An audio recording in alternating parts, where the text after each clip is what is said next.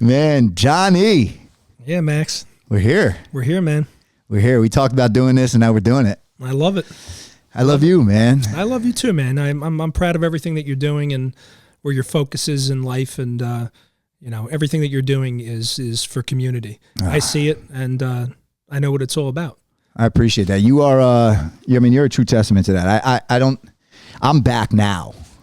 When it comes to community, I've always been a community person. I love people. I do. Like I try to influence people in a positive way. I don't know, man. Like people, they motivate me.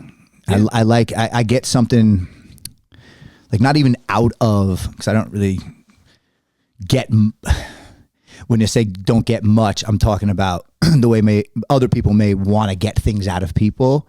I may not get because I don't think about it. Right. I don't think about it like that. Like I do things, I'm fueled by doing good by people, being somebody who you could pick up a phone and call if you have questions, or, I get a phone call. Can you be here? 'Cause we got this going on. Absolutely. Yeah. Like, I love that shit, dude. Yeah. No. And I thrive off that too, Yeah. and that's what it's all about. Like that's when that you're an institution, right? Mm-hmm. You're someone people can come to, and they can, bleed their heart out and speak to you about things that are personal. Yeah. They can talk about accomplishments and things that are happy. Yeah. And that's the foundation to any successful venture, no matter what it is and what you do. I can't agree more. And that's been the story of us in a small town called Westwood, New Jersey. Yeah. And it's been a ride, man. It's been a ride. Well, let's get right into that then. Rock and roll. 15 years ago? Yeah, would be 15 this year. Yeah. Would be 15. What was so 15 would be when? November. So you're just shy of 15. Yep. Okay. So Caffe Anello. Yeah, man. Yeah. First of all, where did Caffe Anello come from? Like, why Caffe Anello? Well, so the story is, Anello means ring. My wife and I, Alyssa, were on our honeymoon, and we were traveling, and we both had jobs, and we were both like, you know what? Do we really want to report back to our corporate jobs again, or do we want to try and do something we've always aspired to do? Alyssa always wanted to own her own place. So the actual beginning was Sogno. So we were in Paris, and we saw people making crepes, and I'd never seen a crepe made in front of us before. And we're like, wow, that's pretty cool. We don't see that being done anywhere near around us. Yeah. So it's something that we took a mental note of. Then we went to Tuscany. And that's where the Anello concept came from. Everything fresh, so much pride in food. Is that what culture. So Anello is what? Anello's the fine dining end of everything. But where did the name Anello? So Anello means ring. Oh, Anello means ring. Right. Right. Cafe doesn't mean ring. Right. That's all good. That's true. That's all good. And Sogno means dream, which was the whole thing. Yeah, I got you. And Anello, means ring. So we came up with this idea on our honeymoon. So hence the name, symbolized around the ring. So we brought these ideas back with us. Yeah. My mother-in-law, Cheryl, was a realtor at the time. And we were looking for like the perfect small place to get this thing started, Sogno. Yeah. Since I was a little kid, I was roasting coffee. So I wanted to put that into the model. And we really loved this whole idea of, fresh crepes being made right in front of you. And so Cheryl located the location here in Westwood, which was 425 Broadway. And that's where it started. Freshing roast coffee right on site. Making crepes, having savory, sweet, all different kinds. And we figured, look, food's a show. So people watching it being made. Yeah. And it's always a great thing when you go to like a restaurant or a good spot and you're watching it happen and the energy's there. And no, 100%. And so our goal was, we never wanted to treat the people in the community who gave us an opportunity, because that's our support base, to be treated or viewed like they're a transaction. They're people. They have stories. They have families. They have, a lot to give and to relate to. So we built the model based around really interacting and getting to know all of the families and on a name basis, not on a ticket number or a credit card number. Totally. Yeah. Right? I remember. Yeah. So that's how we met. Yeah. So for sure. I get it. Yeah, for sure. So, we take this little space, and then shortly after, right next door, becomes available, and it didn't even take a second for Alyssa and I to look at ourselves and be like, Anello. We're doing that. Yeah. We're doing that now. Yeah. So now we can do that whole our spin on a Tuscan cuisine type of a place. open kitchen again, so people can look in and see the experience. Yeah, it was so cool. It was so cool watching you guys do it. And then like, you know, you had your glasses of wine and it was just so personable. Yeah. And the food was fantastic. And that's another thing. Like, what's your culinary, like what made you, or did you go to culinary school or did you just say, hey, I love to cook? I love to cook and I'm just going to figure it out. Wow. Never went to culinary school, but it's an art. Yeah. And, you know, I think I have an artistic mind. And so, you know, I just wanted to put my own spin on stuff. My goal was never to be the next, you know, James Beard winning chef. Mm-hmm. My goal was just to put out good food, but more importantly, let people come through those doors and feel like they were in our own kitchen. Mm-hmm. And that was the vibe we you know, were driven by. Mm-hmm. And ultimately that's what ended up leading to, you know, the time that we've had our run for 14 years. Yeah, it's amazing, dude. That hole in the wall, fine dining, original Caffe Anello.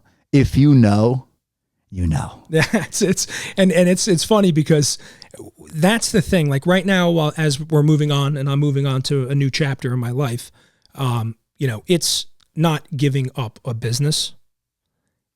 I feel like I'm letting down so many people because, you know, we were a rock in so many ways for so many people. Yeah.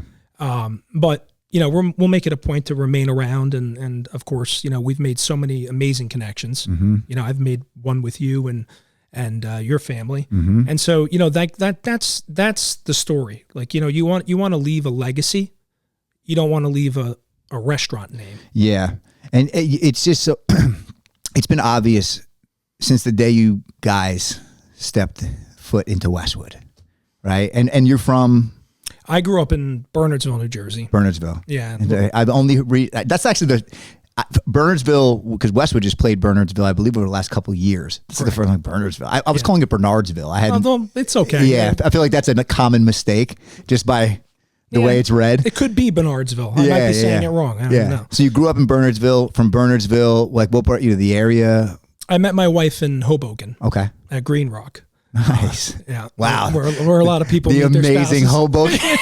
That's what I'm. If you're gonna meet your wife, that could be the spot. A lot of relatability right there. So it was kind of cool. You know, Alyssa comes over and she's you know, I'm in pajamas. In Green Rock? In Green Rock, yeah. Okay. Coming back from a party down in Washington, D.C. Nice. And Alyssa comes over to me. Yeah. And she's like, you know, she introduces herself. And she's like, hey, would you like to have some wings and, you know, have a few beers? And I'm like, who are you? You know? And so, you know, and then you know, I go home. She writes her number down on a piece of paper for me. I put it in my pocket. Go home and wash my pants. Of course. And I don't know how, but I found that pair of pants again, and it survived the wash. No way. I could actually still see the Did number. it bleed at least? Like, yeah. And how many times did you dial and miss? Wrong. I honestly, I think I missed twice. Yeah, it makes sense. I think I missed twice. Is that two or is that a? Yeah, I missed twice. Yeah. Yeah. And finally she picks up and I'm like, hey, Liz, it's John. And she's like, yeah. And I'm already gauging, like, you haven't called me in several days. Yeah, like, yeah, you know? yeah. And I'm like, listen, I'm so sorry, but I washed your number in my pants. She's like, yeah. I'm like, no, I swear to you. Yeah. You know? And so went out on our first date and, you know, it was, you know, I just don't look back. It was amazing. Awesome, yeah. It was. You guys compliment each other so well.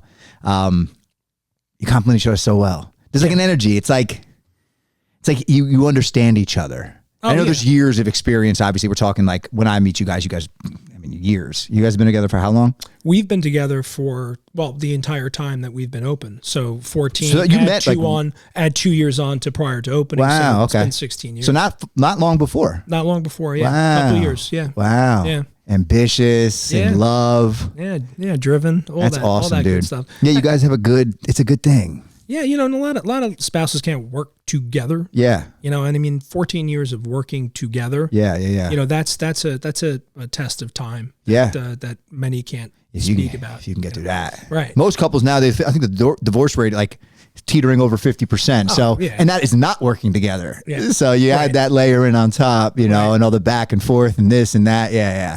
But no, you guys have there's a thing. I don't know. I mean, been with my wife for 17 years, you know, and we've had our ups and downs, but that's what makes it, you know, that's what it is, you know, and we complement each other. We believe we complement each other really well because we're two very different people in so many ways, but like make up for a lot of maybe what we want, you know, maybe something that we are missing and we recognize it, you know, something that just, I don't know. But you guys have a thing. There's an energy that I respect. Yeah, you know, and it's in our situation. Look, we're not perfect too. Mm-hmm. You know, everybody who talks about, you know, the perfect marriage, it's not real, because if everything is so copacetic every single day, you have to question, you know, what's. It's also boring. It's boring as hell. I don't want that. Yeah, like I want challenges. I want, because you want growth. Like if you're an ambitious person, a creative person, on top of it, and both of you are, you know. I want you to look at me and be like, John, that idea sucks. Yeah. Like, and you're annoying. Yeah, you and know? you're annoying. Yeah. You learn to like deal with it a little differently, because at first I'd be like, but shut up. You're annoying. I can't do that with her. She's got the firecracker. She's got the upper hand. Yeah, her energy is gosh. It's unbelievable. It's unbelievable. Like her motor, I've never seen her in any other light. No. Her motor is ridiculous. No, it's incredible, and it's inspiring too. You know, she's always thinking of something or dreaming of something. Mm-hmm. And you know, I'm built the same way too. Mm-hmm. But she's outspoken about it. We can have conversations, you know, and that's something like nowadays, just in general. I just think in the world and in communities, we're so hesitant or so afraid to just have a conversation, confront an issue. Yeah. You know, like, why do you think that is? Because I think that we've just become so tribal, right? We've become so tribal. And I do actually believe that, you know, politics has played a hand in that. For sure. Right? There's no question about it. Because, you know, I can remember growing up and never hearing about politics. Ever in my life. Ever. Then we get to a point where like we're driving in a car and we have to go over all the people that are going to be in the room, because this person is not a Biden person. I don't get it. This person's not a Trump person. And I'm like, what the hell happened? Yeah, I don't get it, dude. It actually is very frustrating when you're the kind of like, I love people. I could care less what your political views are. I agree. I want to know why. I want to like understand it. And like, I don't like to, you know, like the tribalism. You're so right. I mean, when it comes to today, I mean, I think over the last 10 to 15 years, probably, it's really... Oh, it's grown. It's grown tremendously. And I think, you know, listen, 9/11 happened, and I think where we first came together, it eventually started to kind of trickle as well, with the boom of social media and the internet and all these different things as well. But yeah, it's one of those things that genuinely frustrate me, because when you look at opportunity, like to me, if you're an ambitious person, you're a good person, you're a creative person, you're willing to learn, you know, you're coachable, all these different things. I feel like now you can't maximize your potential when you have those innate awesome traits based on gatekeepers or walking on eggshells. Like if I walk into a room and I feel like I have to and I can't be myself, like for one, I don't want to be in a room, you know, but I also don't want to limit the opportunity, and it just becomes more and more frustrating, because how do I navigate my own life? Right. You know, when things are so flowy for me, how do you navigate your own life? Yep. You know, I learned this in the studio. I remember when I went down to the studio for the first time, and, you know, coming from Westwood, I mean, I'm a suburban boy, and I go down to the hood. I'm in the hood. Right. And I remember it being scary. Like, it was different, you know, but based on what I thought it was, based on what I'm taught it was, or based on whatever was projected to me through other people who don't have the experience in the hood. Right. And then I go down there and I'm like, these are some of the, regardless of your background or what you've been through and all, because we didn't get into any of it. None of that was the basis of our conversation. These are some of the best people I ever met. Oh, absolutely. And there's two different types of lives. Yeah. Right. Like these livelihoods are different. How can you not grasp that? You know, and I think that, you know, I think the environment of people, you know, greatly affects who they are, who they become. Of course, your upbringing. Yeah, correct. All of that plays a hand in that. But again, I think that, you know, to some degree, we've lost a lot of sight of that. You know, it's you know, nowadays I feel that, you know, people will make an opinion about another person. Mm-hmm. They'll start speaking about that person. Mm-hmm. And then a person that's being spoken about feels the need to have to defend themselves. Mm-hmm. I'm the type of person that I don't feel the need to defend myself. Yeah. I feel that if you have to talk about me, then why don't you come and speak to me? Correct. The way we're doing this right now. Correct. Right. That to me, that is a character. That's integrity. That's some of the stuff that I think we've fallen a little bit out of grace with. I think a lot of it out of grace with. You know, people want to hide behind the curtain. Oh yeah. You know, and I, you know, I think one of those things too is, you know, a lot of people aren't as personable as maybe me and you are, or, you know, as open-minded or whatever it may be, or comfortable navigating the many layers of the world, right? Sure. Like there's so much that's going on, right? And so when you attach yourself to a community or a tribe or whatever it may be, and you feel that little bit of acceptance, you go to bat for it. And you know, and then when you lay your head down at night, even if you don't agree with certain things, it's just better to wake up each day and feel a sense of power, or feel a sense of whatever it may be that's keeping you there. Because I understand that feeling too. I understand not everybody is the most comfortable or outgoing or able to navigate the way the next person might be, where it make them very natural. Sure. So I get it. I just think it's become so much more of that, and more people are attaching themselves to it. Yep. As opposed to, I'm going to go through my trials and tribulations, and I'm going to learn from my experience, and I'm going to go through my ups and downs, and I'm going to go through all these different things.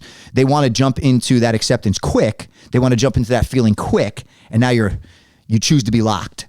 Oh yeah, and along the way, they miss all the chances of being bold enough to experience. Oh my God, dude. These certain things in life that, you know, people are so hesitant to, like going into the hood, for example, right? Okay, I've spent many time in it. Mm-hmm.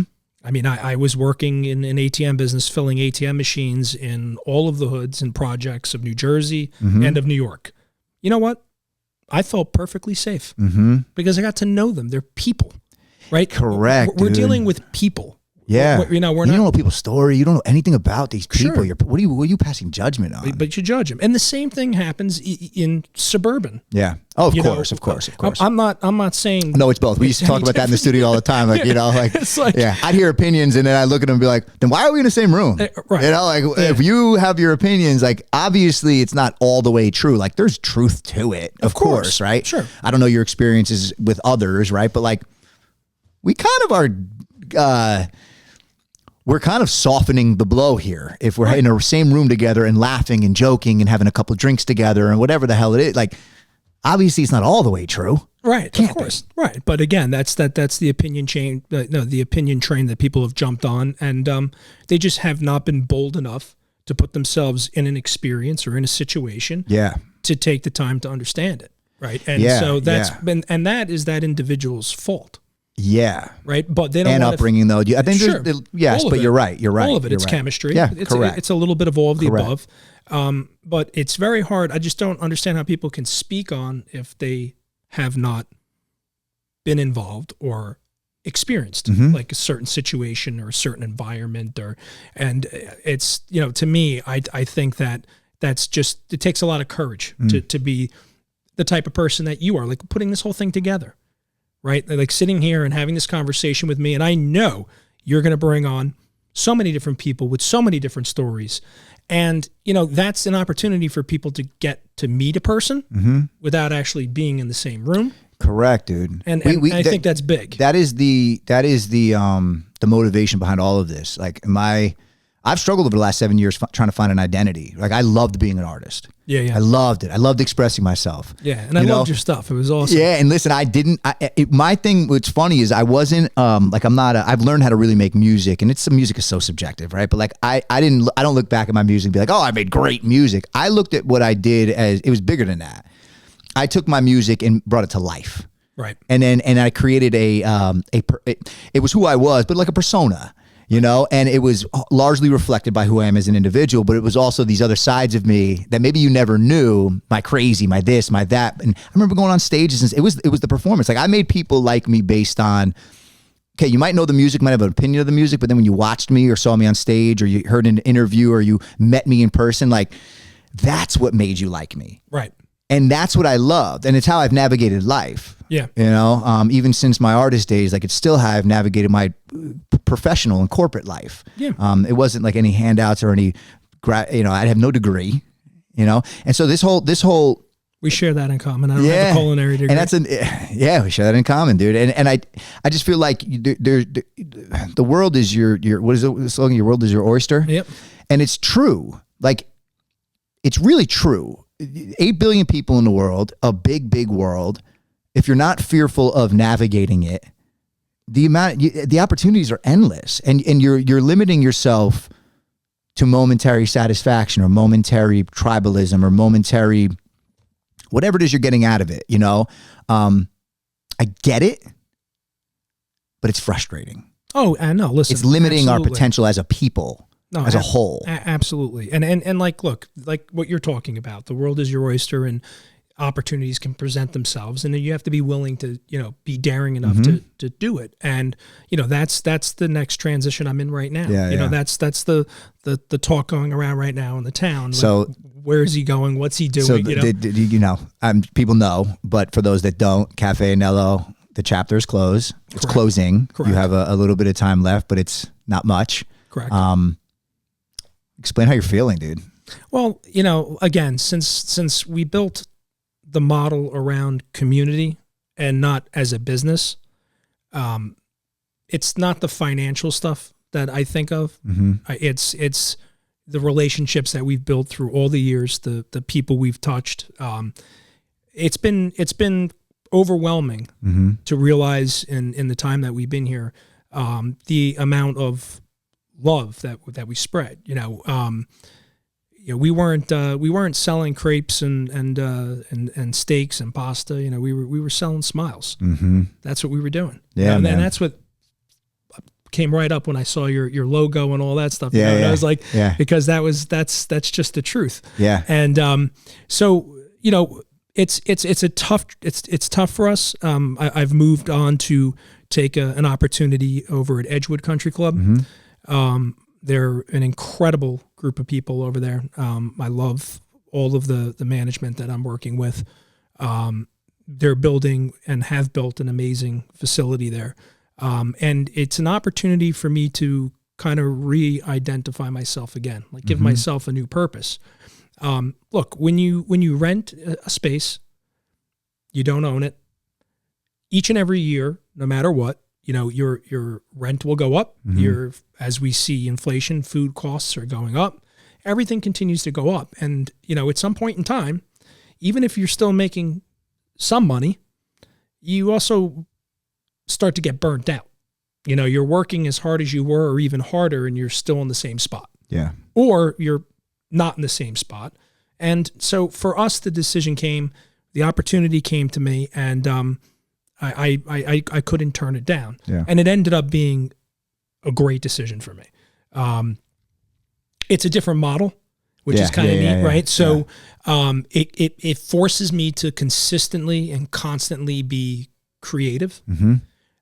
If you have a restaurant in a town or in a city, you can run a seasonal menu for 4 times a year to hit all 4 seasons up here in the Northeast. Yeah. And good. You changed your menu a few times. When you have a private closed circuit membership where the people are coming in weekly, you have to be creative because they don't want to see the same stuff all the time. Yeah, right? It's totally different. Totally different concept. It's totally different. Yeah. And so it's an opportunity for me to challenge myself. Mm-hmm. And the people over there at Edgewood have really been beyond gracious with giving me the necessary tools, the energy.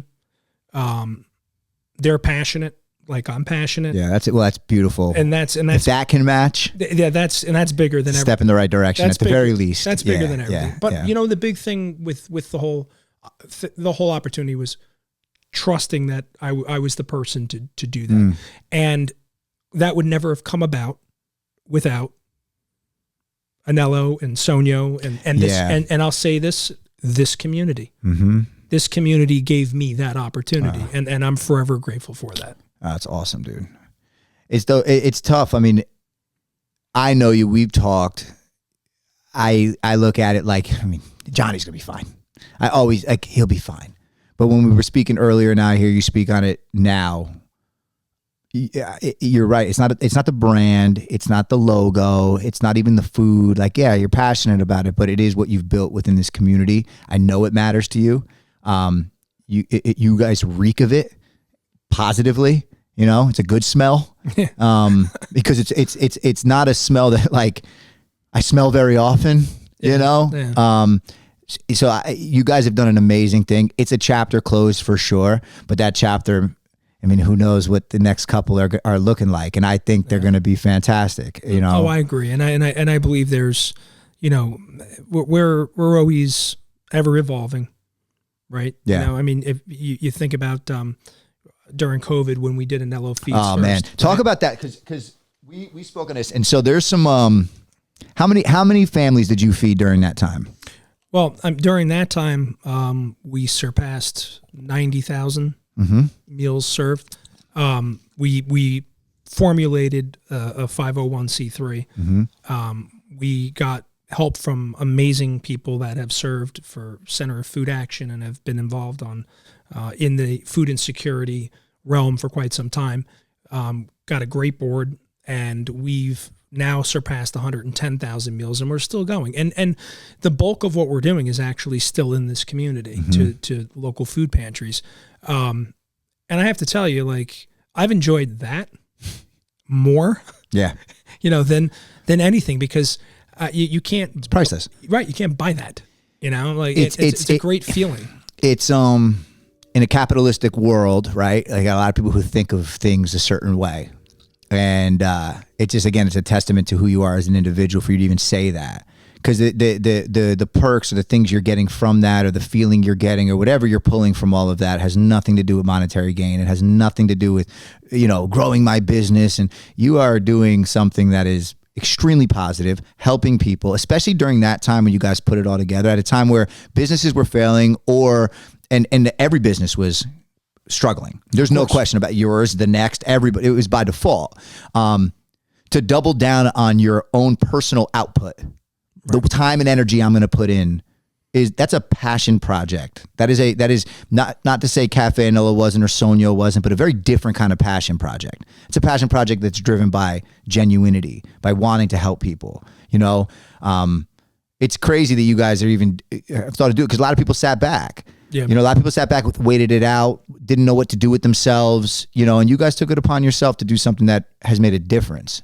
And it's not about the recognition of it. Like, I know that for you, it's every single time we've fed somebody, what that feeling is and what you did for that person, and it coming from a very genuine place, like, that's what it was about. No, and I have to tell you, like, that experience, you know, during COVID, I had the opportunity to be on the front line. Mm-hmm. And, you know, I've never seen in my life, I hope not to see it in this regard, but I've never seen people pull together better in a time of desperation and in a time of the unknowing than a worldwide pandemic. Yeah. And, you know, what saddens me right now is that, you know, I would have loved to have seen us come out of that. Yeah. And keep that, like, I'm going to say something to you real quick. Unity. I'm going to say something to you. I think that because of what you did, your experience, you can only view it that way. Yeah, I would agree with that. I don't know if everybody looks at it that way. No, I think a lot of clearly not. Yeah, and I think and a lot of people want to point that's going back to a lot of what we were just talking about. A lot of people want to point a finger and be like, this is the reason why this, and this is the reason why that, and that's the reason why this. Like, yo, tighten up your shoe, lace up your shoes, lace up your cleats, dig your feet in the dirt. Yep. And figure it out, you know, because we can all point a finger. I've been somebody, you know, I don't often do it, but of course, like, if you can lean on an excuse and you don't want to hold that accountability is, it's everything. Oh yeah. You know, so your view of it is skewed because of what you did, in a positive way, skewed. Right. And I think a lot of people that you know, feel that, but I think a lot of people I think the masses, a lot, from my experience in talking to certain people, you know, I mean, you probably have some of these people too, but like, they want to point a finger and say, the world and this and that. And that again, and you go back to the political side. Yep. It's like that also created divide.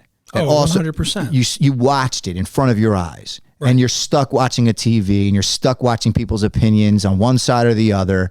Your opinion of should you get the vaccine, should you not? The this, then the that, the blah, blah, blah, blah, blah, blah. And like now we sit back and you look back and like, what the hell was it all? Right. Like what the hell was the point of all of it? Right. Because now we're almost back to what it was in some regard. But whether you decided to take that time and come out of it in a positive light and see it for all the right reasons, or you decided to take that and, bitch and moan and come up with whatever you wanted to come up with and you're mad at yourself because you can only control the controllables. You know what I mean? Right. Stay firm in your beliefs, stay firm in whatever you want by all means. But like it has polarized things in ways that are very unfortunate as a whole. I don't know. I couldn't agree more. And again, it's one of those instances where, I witnessed firsthand, the devastation of what was happening to people. I can remember stepping over people in waiting rooms. Yeah, you saw it very different. I mean, I saw it in a lot different light. Yeah. And when I say stepping over, that's not in a rude way. There was no floor space. Yeah. Right. It was, but I also saw the beauty of people pulling together so much and helping in such a way, and people reaching out. How can we help? How can we be part of it? And for that moment, it was just a moment I saw from my perspective again. Yeah. We're wired that way. Just unity. Unity at its greatest. And then coming out of it, it did have a lot of like damaging aspects to businesses, and it damaged us too. Look, we were a reservation only, no takeout policy restaurant. Mm-hmm. Figure that one out. Yeah. When that hit, right? Yeah. So we had no choice but to pivot. Mm-hmm. There was no option on the table. Yeah. And again, we didn't know what was going on or when we'd reopen. I mean, I remember when people were talking, 3 weeks you'll be back open or 2 weeks you'll be back open. That turned into 2 years. 2 years later, yeah. Right. So, it's just interesting times. I think things have changed. Yeah, I think things have changed. And I think it's greatly affected the hospitality sector a lot too. No question. I think it's affected a lot of things. I think if there is a positive that's come out of it, what I do think is you start to realize you got to look within far more than we were trending. Right. Because it was in so many different ways, things were proven to be not all it was. Like there was a lot of devastation that takes away nothing from the many families that were affected by this in a terrible, terrible way.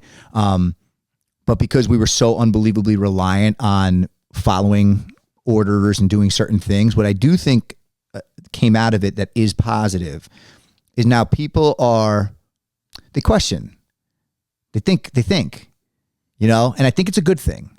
Right. I do. It can be bad. Sure. Depending on how deep you want to think. But I do think there's something, I see things moving in a direction post-COVID that excite me.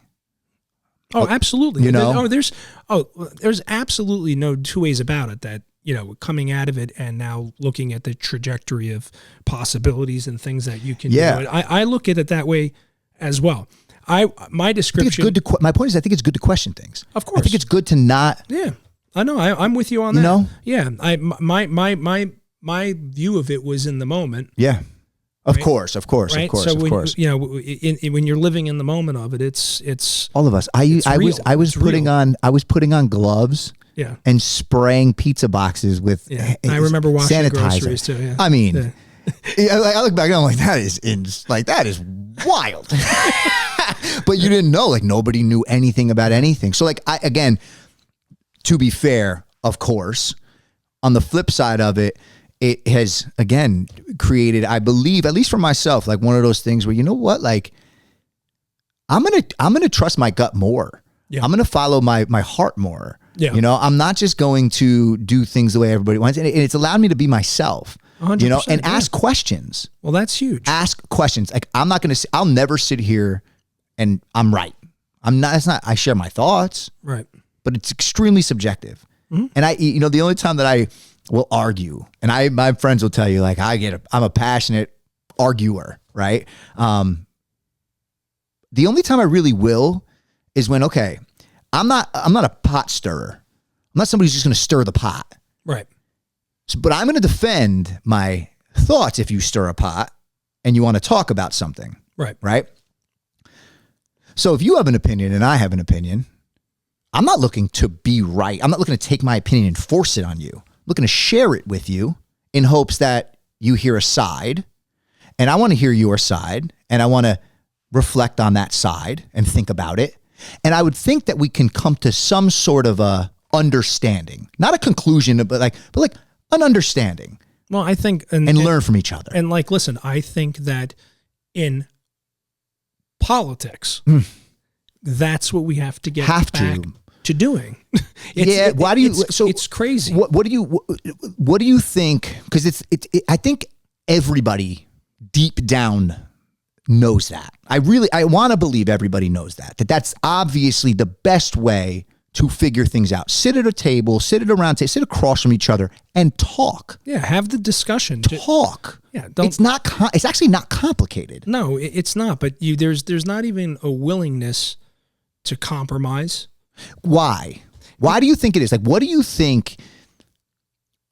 Is it power? Is it money? Is it control? Is it all of it? Is it ego? Is it all of it in some way, shape, or form? And is it the lack of whatever when it comes to everybody else? I think it's a combination of all of it, right? Okay. But but like when you can't just have a discussion or agree on parts of projects to get things done and accomplished. Correct. When you're just deaf to it, you're just not listening. Yeah. Because you've joined team R, or you've joined team whatever D, or like whatever the hell it is. Like, yeah. It's like, why can't we just like use this thing called common sense and agree, perhaps to disagree, sure, but find some middle ground, because that's what we used to do really well. It's obvious, right? Like it's nobody's sitting here saying you have to do it one way or the other. Right. It's if you have two people on the same page or two groups in whatever it is that are willing to share their thoughts, there should be a common ground. It can lean one side or the other, but based on conversation, based on whatever. And there's a lot that you're going to learn from each other as to the why you believe it should be this way or you believe it should be this way. But to come to a common ground in some way, shape, or form and be willing for it to possibly lean in another direction is beautiful. It's not, and like, I cannot stand. When you are sitting in a space where you're not open-minded, I want it my way. This is the way it is, period. And you're not willing to have that conversation, it is so much more a reflection on you. And then that's where I think it gets really sticky and ugly. Oh, yeah. Very, because then what's going to happen is now I have to go lengths to try to make sure more people are on board with my thoughts of this, so that the tribalism side of it, we go to war if we need to. Right. Right. And that's not rooted in truth. No. That's rooted in manipulation. That's rooted in shadiness. That's rooted in not being willing to come to a genuine space. Yeah, I mean, and look, like, face it, like, we just continuously decide to not learn from history, right? If you look at the history of the world, right, the greatest of countries and empires and everything, a lot have fallen from within, right? Because you're just going to war with each other, and nothing gets done. Yeah, and you can't just assume that one side of the aisle is correct on everything, and one side of the aisle is wrong on everything. That's our problem right now, because that exists. I've even seen it trickle down to a local side of stuff, right? And I think that, it's just not, it's not reality. It's not, and it's also not fair to people. It's not fair to community because, we need to be, we need to feel at some point like we can get stuff done together and work done together. I'm not speaking on Westwood. Westwood's a good community. Correct. That's not what I'm speaking of. I'm speaking of just generally speaking. Generally correct. speaking. It goes from a local level all the way up to the top, is what you're saying, and I can't agree more. And I think there's great people on both sides of the coin. I think there's great people. I know a lot of different people who have different views or have different powers and different positions and all these different things. And I've never gone into a conversation and it ever be about that. Right. And we like each other, or we have a good conversation at the very least, and we're cordial. It's hard to wrap my head around all of it, but it's also, I get it. Yeah. It's funny because, and I'll give you just like a perfect example. What I can remember on the political side. I'm into it. While you're on the hot train right now, these are some common like takeaways that I've had. Look, Republicans and Democrats and independents would come in and break bread in my restaurant, and that community for the evening was nothing mattered. Like it didn't matter what your affiliation was or anything like that. Like again, an example of me seeing that it can happen. You can put your guard down and it can happen. Like you don't have to follow the tribe all the time. Right. Like you can get along and get things done together and enjoy each other because, behind a letter, there's a person. Correct. There's a human behind that. Correct. And you assume so much nowadays by a party affiliation. Right. And I think that's wrong because I have a lot of Republican friends. I have a lot of Democratic friends. I think they're wonderful people, and I happen to believe in stuff on both sides. Correct. But if that's the case, and I'm someone who believes stuff on both sides, and I hear that so much from so many people, well, why are we not coming together and saying, hey, you know what, we can make this work. Let's do something that works together, right? Yeah, the elements of both sides. That's the obvious, right? It's very frustrating as a whole. I have not had to ever sink my teeth into the depth of all of this because it actually does not affect me, right? It does if you're looking at policies and all these different things, sure. But like, again, that's the control the controllables thing. Like I'm going to disagree with a lot of different things that are going to get thrown my way that I have to abide by and whatever else it is. But I'm okay with living with it because I understand you need law and order. I understand you need structure, and you're going to have various different people who have ideas as to how that is supposed to be and what's best. And I choose. I tell my wife all the time, and she'll crack up when she watches this. Like there's this side of me that's like, of course I love being in Westwood or the next, being in a community. And of course I love having my home. And of course I love going out and enjoying the food. But then there's this, I just want to get in an RV and go. And not at all because I thrive when there's no strings attached and no nothing. Right. So that's like an internal battle. But that's how I feel, and I do think bringing some of that aspect into the world of this world, like the structure, the societal structure that is, it's been created far before we were here, and it continues to shape and so on. But like, I would love to bring some of that and make sense of it in here. And I do think there's a possibility. Let's go into this. Politics. Yeah. You ran. Yep. You ran for. I ran for assembly. Mm-hmm. What's next? Now I'm going to run for commissioner. Okay. We talked about it a little bit because I am very interested in a lot of the things that you were saying because it's very relatable. Right. Goals, what you're looking to accomplish, you on your run, you get into office. What are the things that you're going to bring? Well, I think it starts with your intentions of running. Right. So my intentions of running are they're pure. It's not for title. It's certainly not for money.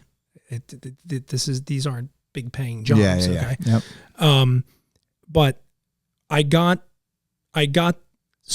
learned so much when we did Anello Feeds First about how you can work with government and with government support to initiate the ability to tackle food insecurity. Mm-hmm. And it just sparked something within me because I see the need. In Bergen County, we live in a bubble for the most part, especially kind of where we are. Yeah. But the reality is that there is a tremendous amount of food insecurity in this county, and it's a basic right. And the thing that I'm so passionate about with it is the right to eat is not political. The right to eat is not religious.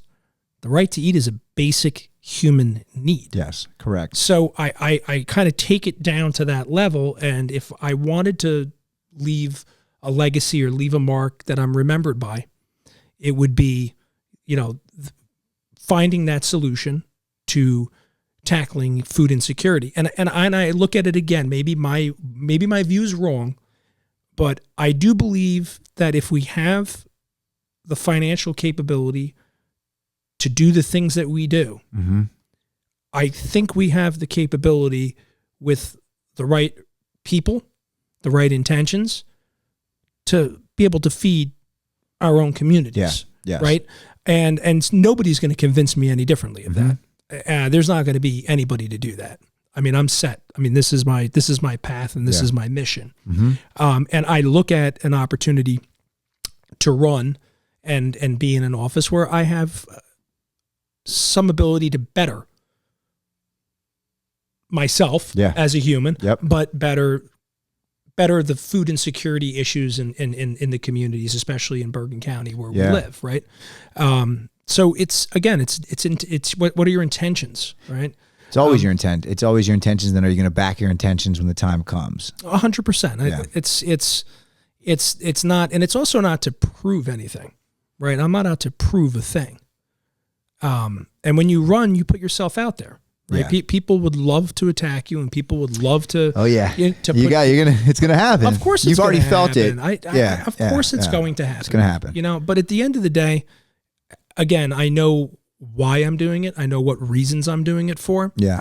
And win, lose, or draw, at least I put my hat in the ring and tried. Yeah. Right. Most people don't have the courage to even try in that world. Correct. And it's such a different world than being a chef. Very. Right? It's a different world for me than being an entrepreneur or a businessman. Some people will get into politics for those purposes and for those reasons. Sure. To better everybody has their reasons. Everyone's got their reasons. Correct. I just feel that, the reasons that I want to do this are for the right reasons. I want to do it for the people. Yeah. Right? Yeah. I mean, that's what it comes down to. It's not thinking about myself. It's not thinking about, a title in my name and do you know who I am? And that doesn't exist in my brain. Yeah. It's not even something I think of. So like a lot of politicians will say that, right? What I know, and I can speak on this, so I'll say it right now. How you've shaken a hand, how you've welcomed my family, this is prior to knowing each other. This is just who you are, the energy you bring. It's my kind of people. I don't give a damn about what political side, none of that. Of course. I want to know you. I want to understand you. I want to have a relationship with you. I want to be able to that's somebody who I want to be my friend because there's a feeling, right? It's not win, lose, or draw, like you said. You bring something to people that they know it. And that's beautiful. Well, thank you. Now, whether they decide that they want to go and take that and go to bat for you all the way, have the relationship and are appreciative, totally up to everybody. At this point, I can't agree more that it's good people that need to be in position. And there are certain aspects of whether it be politics, I mean, just like running a corporation, running a business, like everybody has to play a part. Everybody has to be you need somebody who's going to be very good in this department and somebody's going to be very good in this department. Somebody's an expert over here and somebody's an expert over here. And not everybody's going to be a people person. Some people are better in an office and just doing, you know what I mean? So like, I get it. Yeah. But when you're going to be outspoken, and you're going to say something like, I've said this, like people ask me all the time, like, what are your political views? I don't like to get into it. Right. And the truth of the matter is, I don't even look at myself as a Democrat or a Republican. Right. I look at myself like if I'm looking up at that podium and I'm watching, what's the feeling I'm getting? Right. Yeah. Who's the person? Who's the person? Because we're getting into the policies and all that stuff. Totally separate conversation. I'm talking about who do I want to lead. It goes into who do I like as a football coach. It goes into my basketball coach. It goes into people that I look up to that have mentored me. Like I pick based on feeling. I pick based on people that are willing to say, yeah, I don't know that. Let me get back to you. Or, here's this, go talk to so-and-so and aren't prideful enough to be like, act like they know it and then put me in a position where you just taught me something that wasn't true for the sake of what, your own ego? Yeah, no, I mean, listen, when I ran the first time, I was in rooms of that. I mean, that is it? Yeah, it's the rule. That's the world. I mean, that's that world in so many different ways. Yeah. And listen, I don't speak down on anybody. Sure. Everybody's different. I get that. And I understand that, but you do learn intention. Like you do learn. You feel it.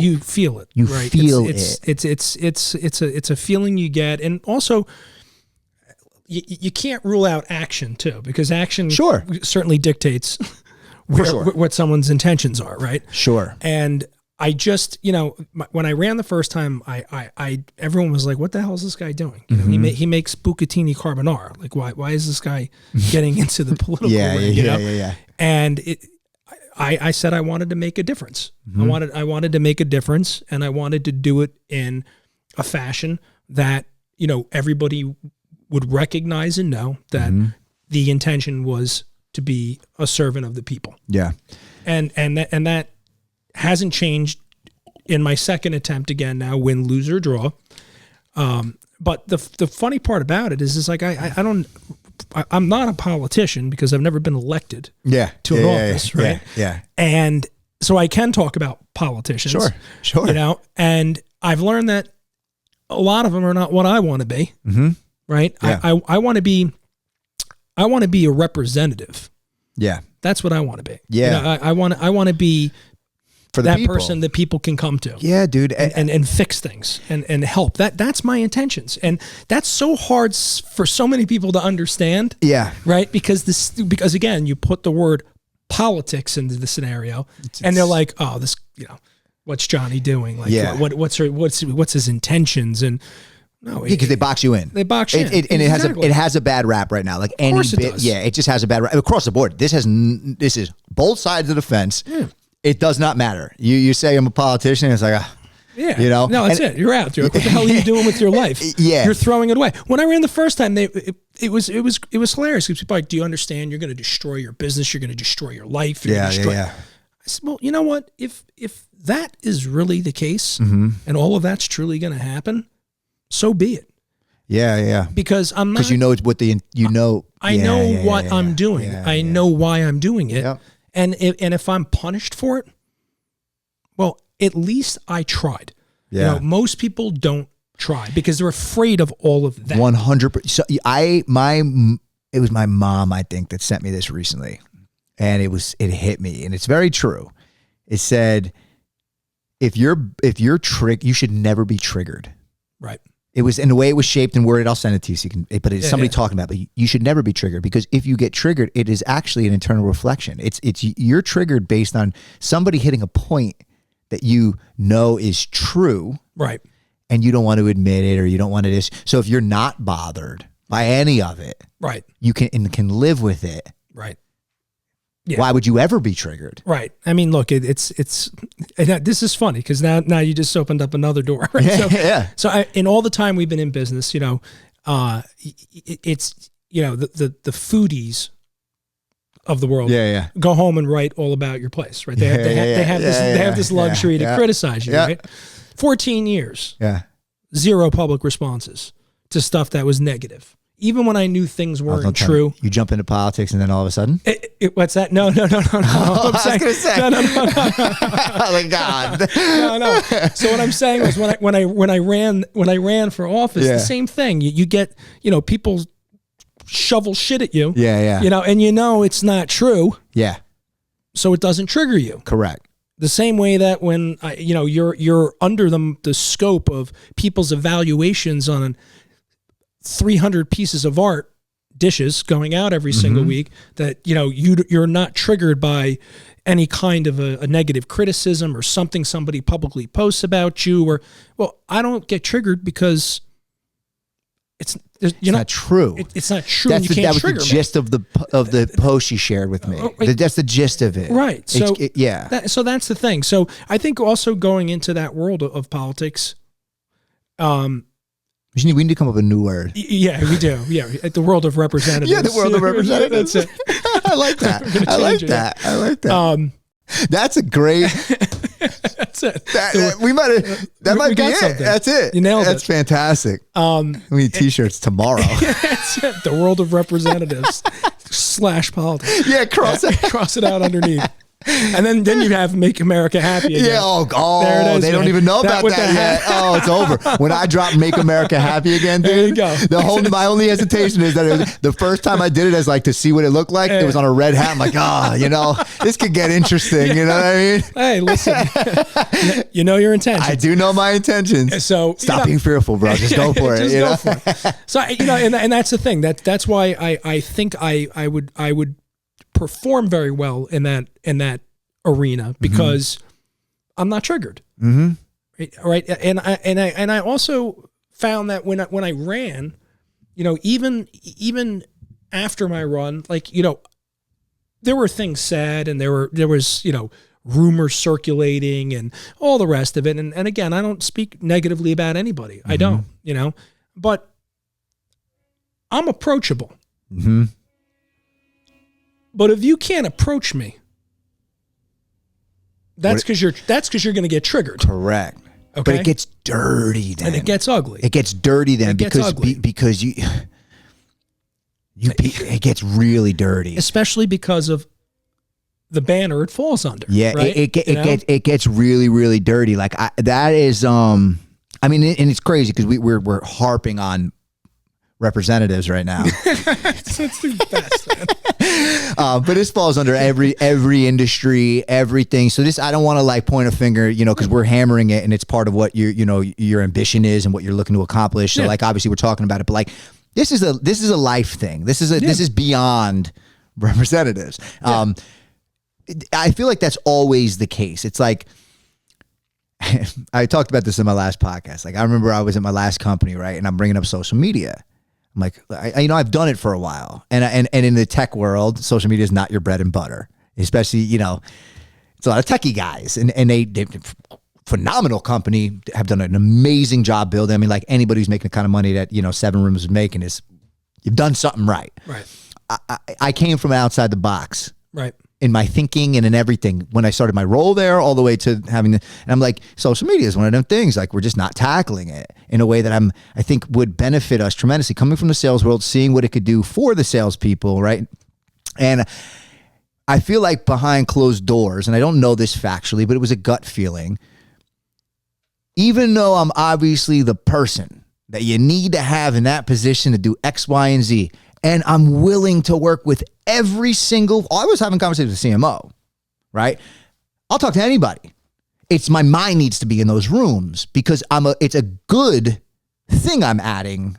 Right. It's a benefit. And these are my reasons why. Right. And I always felt like it was prolonged based on, and I don't know this factually, but I always felt like it was prolonged based on positions, you have the board, you have the budgets and all these different things too, which are out of control, but out of people's control. But I don't like when ego gets involved. Oh, yeah. I wasn't coming into this for ego. Right. And I think that when you are the kind of passionate person that I am, the passionate person that you are, that it is intimidating. Oh, yeah. Because, most people they're buttoned up. They don't want to do the wrong, they choose to not do the wrong thing versus, you know what? If I don't throw myself into the fire, what change is gonna? Am I just gonna? I'm not gonna play my role, not open my mouth and share how I think. Right. And yeah, and it becomes frustrating to me. Correct.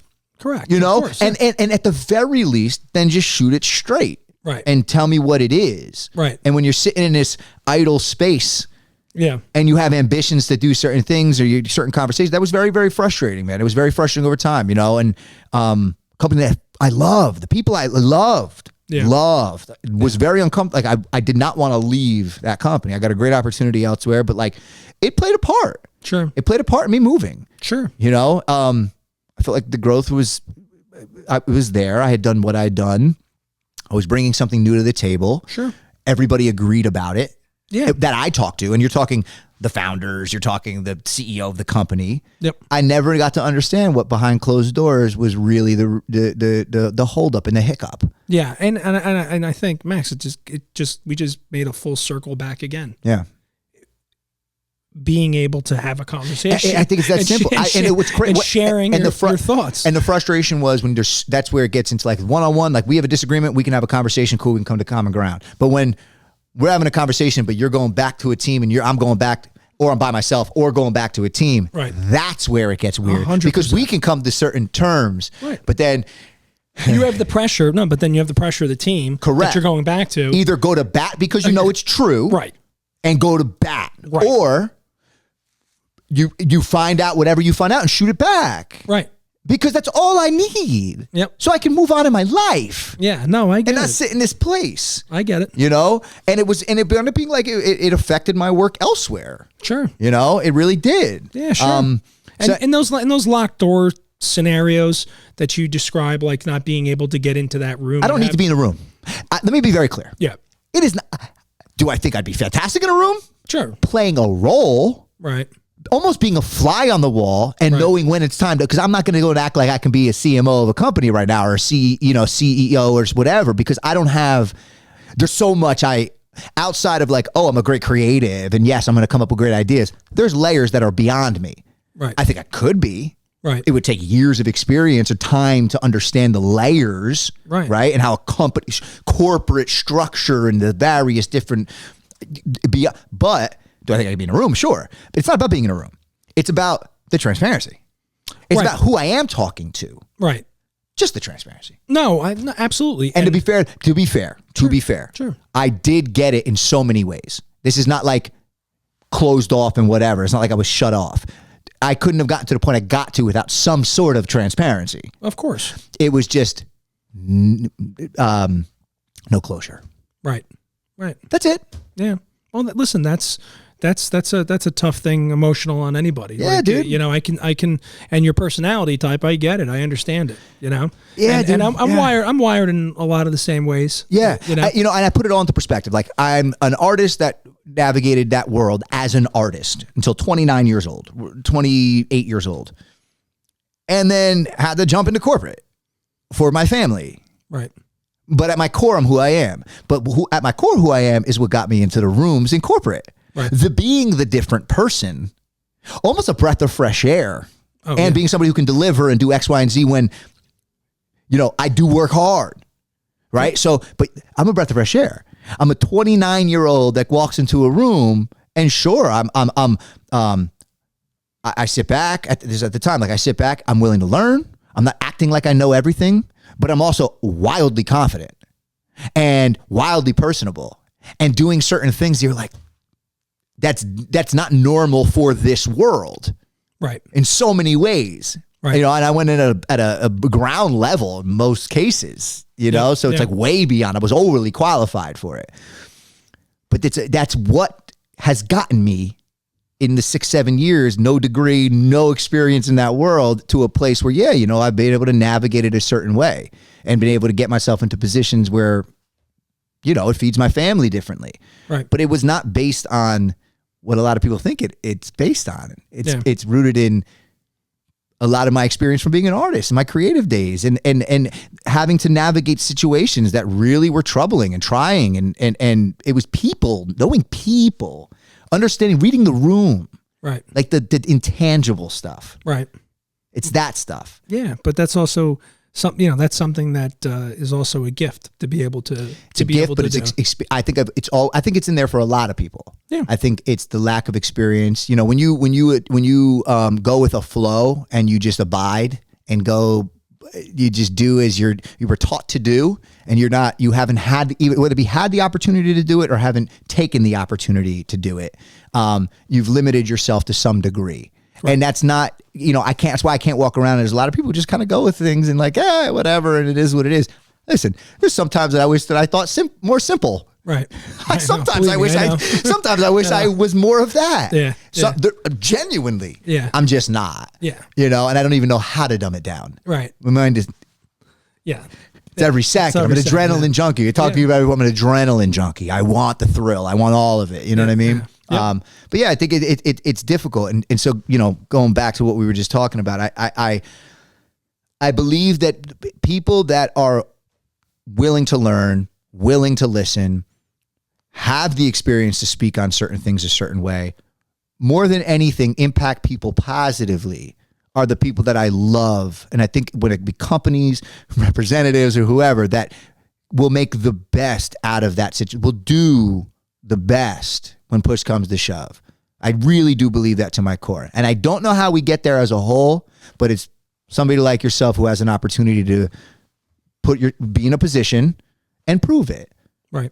No, and it's a journey. You learn, it's a journey. You learn a lot. I've learned a lot. Destination happiness is embrace your journey, bro. No, exactly. I remind myself every day.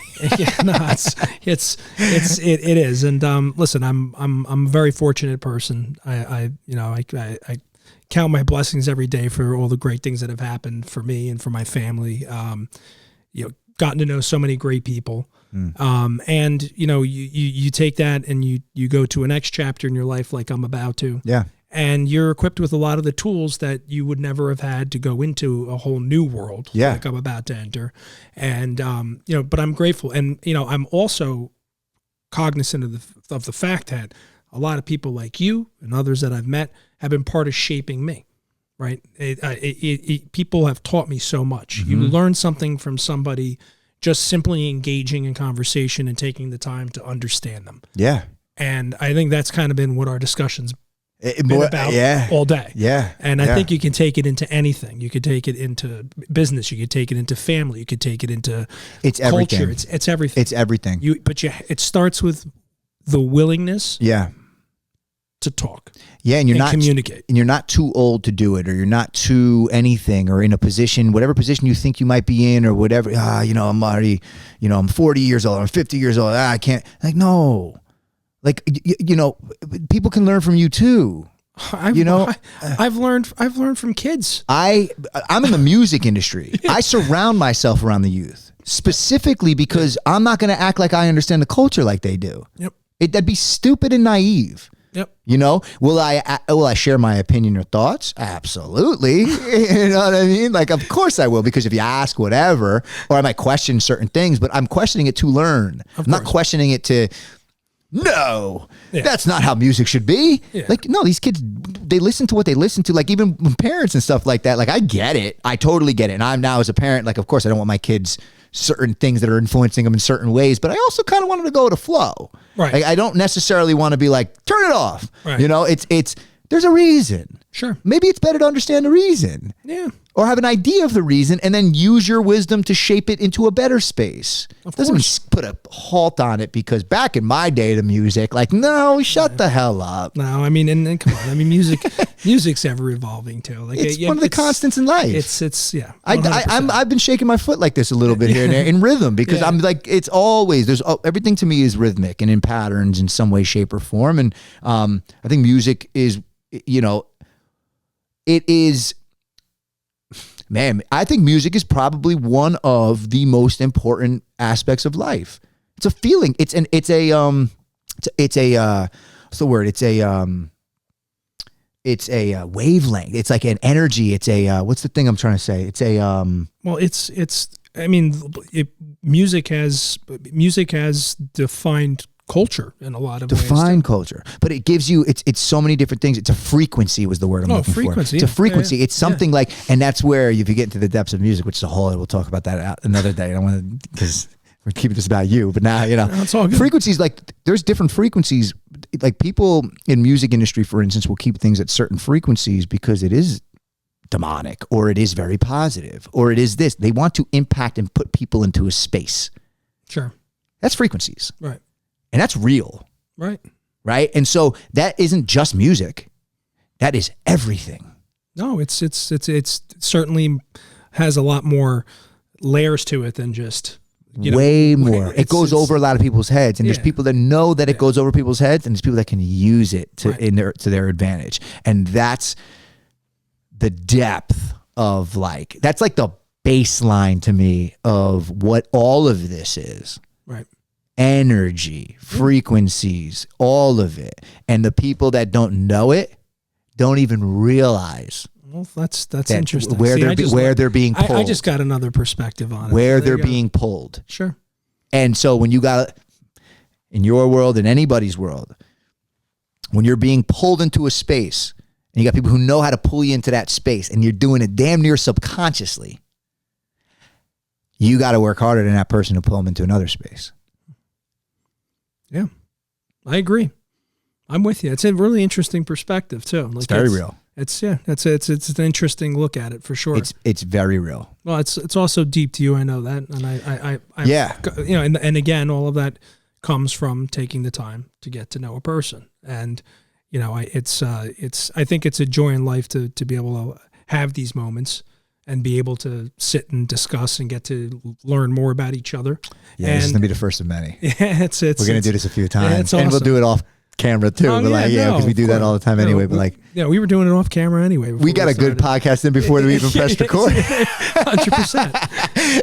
Yeah, no, it's that's the it's so neat in life. Like you meet different people when you really take the time to get to know them, and there's something you take away from them that they're channeling to you to make you a better person, or to give you an idea, to give you inspiration, to motivate you to go on and do something else. We have that all around us, and some of us are just too blind to see it, or shy to approach it, and be able to get to know the world better through people. And that's probably been one of my greatest joys in life, is being able to meet so many unique people with brilliant minds, minds that think so differently than others, and just extrapolate something from that and harness it and use it to make yourself better. I've been doing that for all of my life. And I love that. I love that. It is one of the most important, I think one of the most important things that you can do if you have that in you and you understand that is major. I'm cut from that very similar cloth. Yeah. There's not a person in the world I can't learn from. And with that attitude and with that outlook in life, you're going to learn a lot. Yeah, you do. And you're going to be very fulfilled. Yeah, I appreciate that very much, because I as difficult as it has been at times, it's my favorite quality of myself. Like it really is. It makes it makes things endless. It makes things it makes so much possible. Oh, absolutely. It doesn't limit me at all. Well, you get up the next day, open your eyes, and you have the opportunity to who are you going to meet today? Yeah, and be excited about it, and be happy about it. Yeah, and that's the joy of life, man. I can agree with you with that completely. I'm excited to see who I'm going to meet tonight at the restaurant. Yeah. Right? Like that's the type of person. Been there for 14 years and change. And man, I'm meeting more and more people, and I've met so many great people along the way, and I've gained so many great ideas and things that keep me going and keep me motivated and keep me growing. And they come from those interactions, those moments when it's real. Pay attention to those moments. Like if anybody's listening, pay attention to the moments. Every moment is a moment. Everything is a thing. Yep. You know, talk to the CEO talk to the janitor the same way you would talk to the CEO. Oh, don't get me started on that one. I mean, that's the way I have always been as a leader. It is so important, and it is such, I'm telling you, like that's how you change things. Yep. That's how you change things. Yep. When you're in a position of leadership or power or whatever, and that is your mindset. Yep. Because people don't believe that. Your average person doesn't believe that's the way that it is. And you know what I've learned in my life right now is that, you know, when I go to bed at night, I can put my head on my pillow and I can sleep because I didn't leave something on the table. I expressed myself. Yeah. I agreed or I disagreed or, you know, but what I've learned to do as I've gotten older is there's those moments when you just don't agree. There's those moments when you really don't like a person, you know, and I've learned to be able to deliver it in a manner where I'm saying, fuck you, but I'm saying it in like, you're going to be thinking about this for like quite some time. Yeah. Like, it's better to leave it open-ended. Right.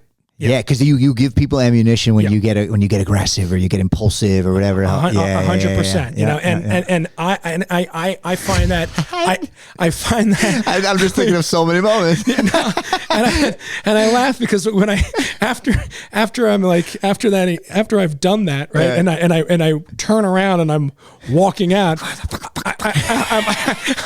I'm like, ooh, you're going to be up over that one for a while. Yeah, you know it. When you know. Oh, yeah, you know. I left you with a mind fuck you're going to be thinking about for a while. It's the best. And like, listen, you didn't have to say it. You didn't have to be aggressive. You didn't have to put on a show. You didn't have to embarrass yourself or embarrass anybody around you. But you got the message. Yeah. You got the message that I don't like you. Yeah. Or I don't agree with you. Yeah. Or I know your intentions are not what you're putting them out to be. Correct. And because you didn't use words. Right. They actually don't know. No. Correct. But they know. They know. But they can't do anything with what they know because nothing was really said. No, but you feel it. But you got them. Yeah. You got to them. Yeah. Because you would look wild going and manipulating that one. You know what I mean? And I think some of the best negotiators in the world are not the ones that walk in and they're like, you know, screw you. No. And I don't agree with you. That's bullshit. And the ones that go in the room are the ones that are cool, calm, and collect. Yeah. Confident. Speak their piece. Listen to you. Yeah. Because they're good listeners. Yeah. So great leaders are great listeners. Yes. And if the intentions being put out are not pure or they're manipulative, or they throw me off in the wrong way, that's when you just let them know. Yeah. You just let them know, and it's a tool that you develop and sharpen over time. It is a tool. That's what it is. Yeah, because I've been a hothead and I know the difference. Yeah. I know being crazy and like getting aggressive and stuff. And it's usually a reflection of my own shit. Yeah, but it's also not healthy. So you start to learn that as you get older too, right? Like I'm not going to blow a gasket over somebody saying something I don't like. No. I'm not going to get in an altercation. Yeah. I'm not, but I'm just going to give you a little like psst. Yeah. And you're going to like, it's a look. It's a look. It's a delivery, but in a calm way, yeah, right? Yeah. And it's making people think about it. That's wild. Well, making people think about it even in a good way too. Yeah, no, it should be received in a good way. But even in instances where you also don't want to just tell somebody you love all of their ideas and you think they're great and everything's wonderful. Sure. You let them know the same way without being over the top, right? Because there's still going to be more to be discussed. Yeah. That especially if you like the person that you've met and you're taking the time to have a conversation with, you're learning from, you see that there's more to learn.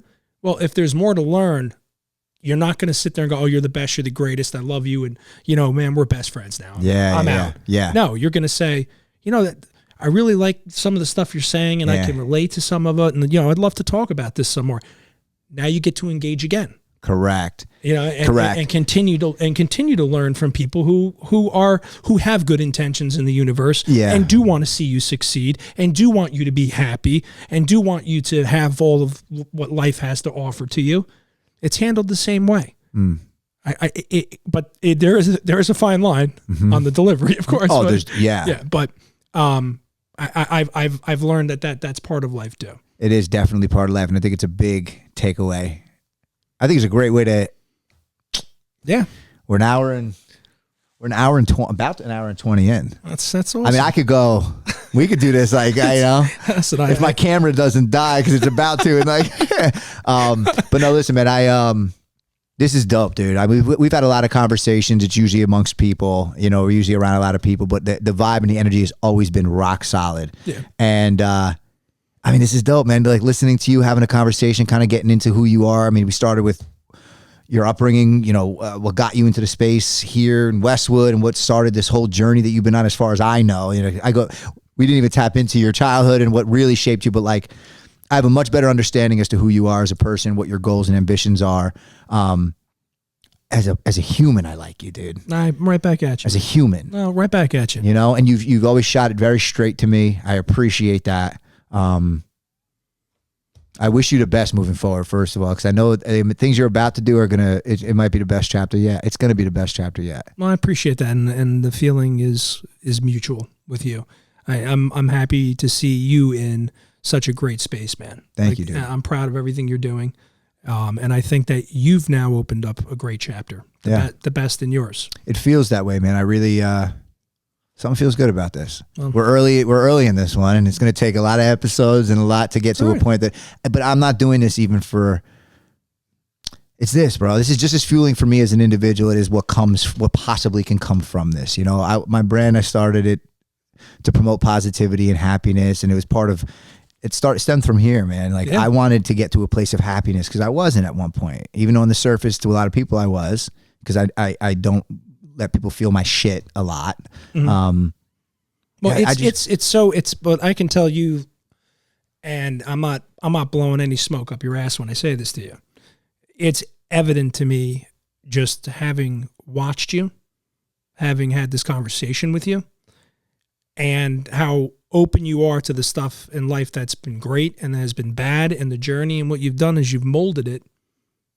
And you've taken all of the best and the worst, and you've harnessed it, and you're driving this thing into the space that you love the most, and that's interacting with people, interacting and learning, and, you know, having that, getting up each and every day and knowing that who's the next person that I'm going to be able to enjoy my time with in life, or disagree with in life, whatever it is, But at least you have that, and you've created a mechanism to do it, platform to do it. I think that's what makes this feel, because I do it every day anyway, right? But I'm such a creative, and I want to be creative, and I want to take my stuff and I want to put this together and do this, and I do the editing. I want to, because I love it. I genuinely do. Like, if it takes me an hour and a half to edit this video, like, I'm not even thinking about, I love it. I think you're natural with it, because I can tell you now, I have not felt like I've been here for an hour and 25 minutes. It's crazy. It's been an hour and 25 minutes. It's been an hour and 25 minutes. Yeah. Like, and it's just, when you can sit and you can speak with someone, and someone can lead a conversation, or someone intentions are truly to dive in, dig in, and get to know that person. Get to know people, man. It makes conversation flow. It makes time pass, and it makes, you know, I'm going to leave this conversation having learned a lot about you, and feeling good that you know that about me. Yeah. You know, but that all comes from this, and you created that, man. I wish you nothing but absolute happiness. That's your journey. Yeah, dude. I'm going to say happiness well before I say success. Yeah, no, because happiness is success. Is success. Yeah, man. Do I think I've always gotten my due when it comes to like financial success? And no, I haven't. But, you know, it's just not what fuels me, dude. I remind myself to go get it, because I don't want to think about it so much. You know what I mean? Sure. You know, but I just want to do what I love. I want to be around people. I want to learn. I love learning. Yeah. I love learning. And thankfully I've been given gifts from God where it's like, I'm a creative. I can make music and I can do all these cool different things and whatever.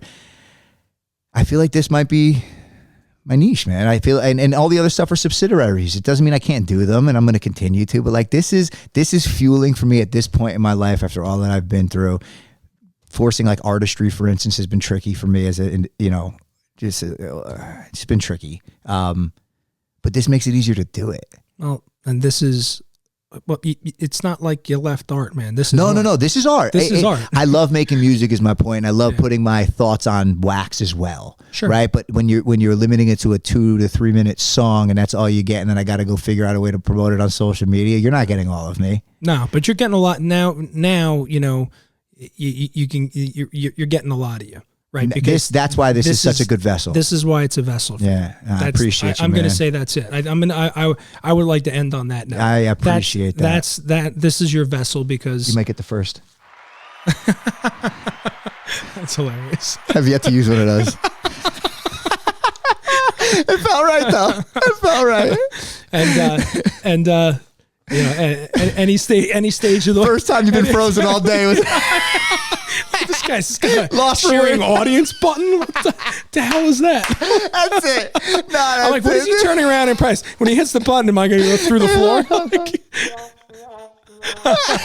That's hilarious. Yeah, that is a great way to end it. Listen, I genuinely love you, man. Love you too. I do. Rooting for you the same way you're rooting for me. 100%. Who knows what happens moving forward between the two of us?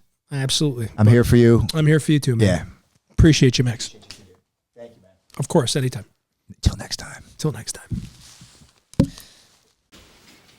That was good. Yeah, man. That was fun, dude. That was a really good conversation, bro. It's a celebration.